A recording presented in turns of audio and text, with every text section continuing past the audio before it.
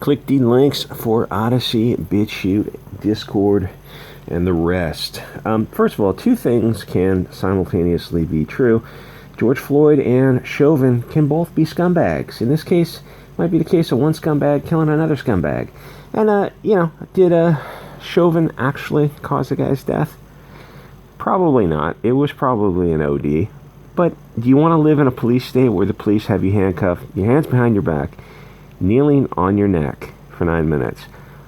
Even if Floyd is a scumbag who deserved to be deleted, and he absolutely was, he's got to be deleted after due process. I don't want to live in a state where the police treat people of any tribe like they treated him. That we have due process for a reason. And I know our side is like, oh, Chauvin was a hero. No, I don't want them to do that to anybody. So what does it mean? But that doesn't say that Saint Floyd is a saint. He's a scumbag, and I'm glad he's gone. So, things can be a little bit more nuanced. What does it mean when your idols are murderers and thieves? When you revere the base? When you put a low man on a pedestal? Both Floyd and Taylor were not good people. To be blunt, the world is better off with them not in it. All this stuff you see now is partially due to people lying to themselves and others, lies in the name of political correctness. Now, in 2020, 1984, 21, peak Weimar, those lies are enforced by cancellation.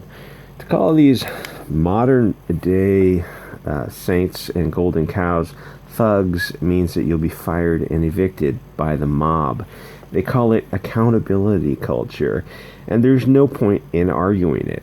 Accelerate it. There's no way back. The only way is through. Nothing will change until the normies on the left and the right see that this path leads to the third world. When, if ever, the normies, moderate left and right, will wake up, I don't know. I really don't know. If they don't wake up soon, then you're gonna get what you deserve. When was the last time a politician spoke of, I'll say, malum in se acts along tribal lines? Hillary in 1994 was more red-pilled than any Republican today. That's how far the window has shifted. Remember her super predator comment or Biden's urban jungle comments?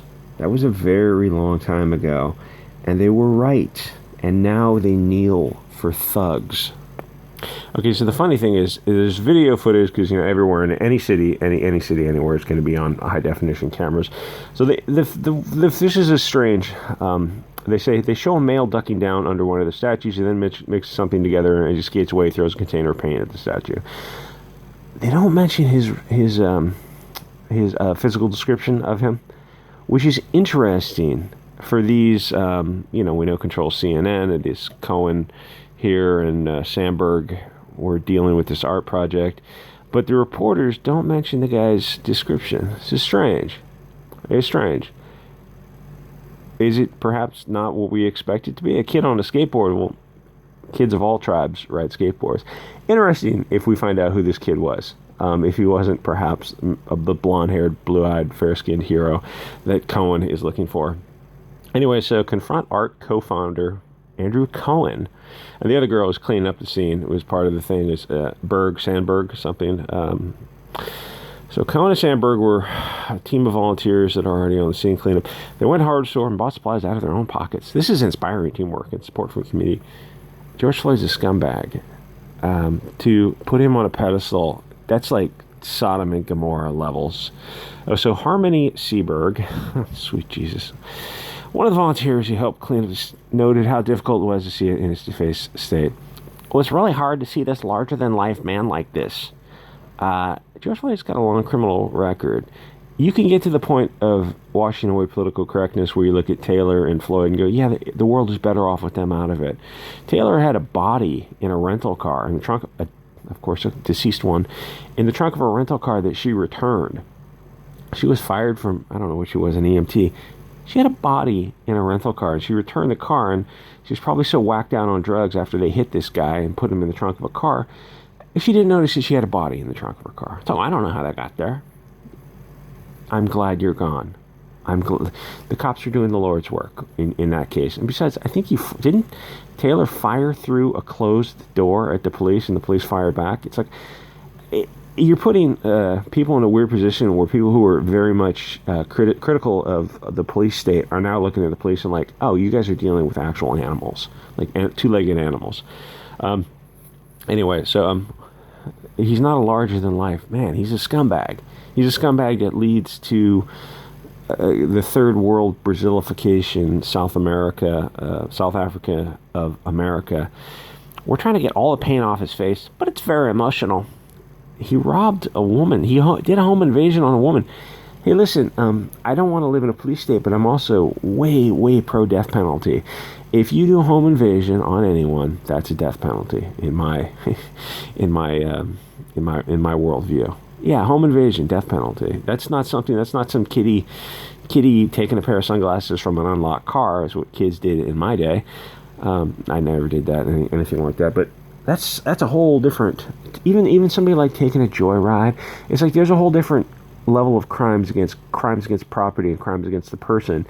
If you invade someone's home, that should be a death penalty. The reason all this happened is because George Floyd had a long criminal record, a lot of drug-related stuff.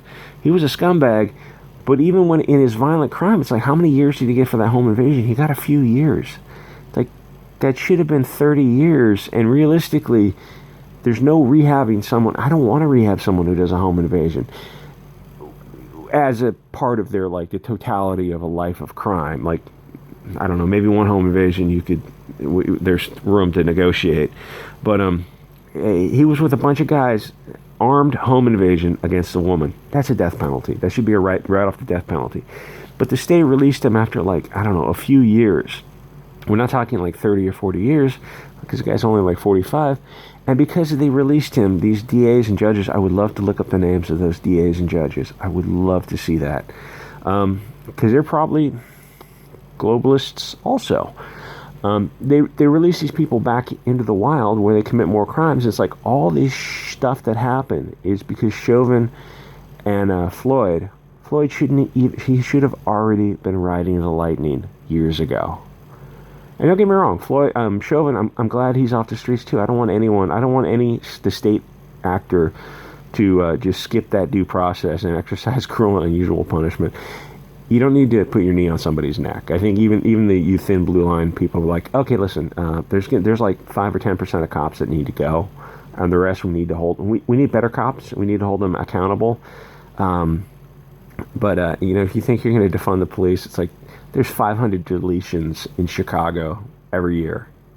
And that was, I think that was before the 2020 riot. So that's probably up to like 750 this year. Like, you're going to see the 2021 numbers come in next year, and you'll be like, oh, Chicago was 800 deletions a year. It's more than one a day for the math fans. It's insane. This is insane.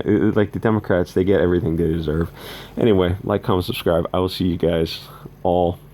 One man's a painter, and he knew what to get. Yeah, I missed that painter. That guy was great.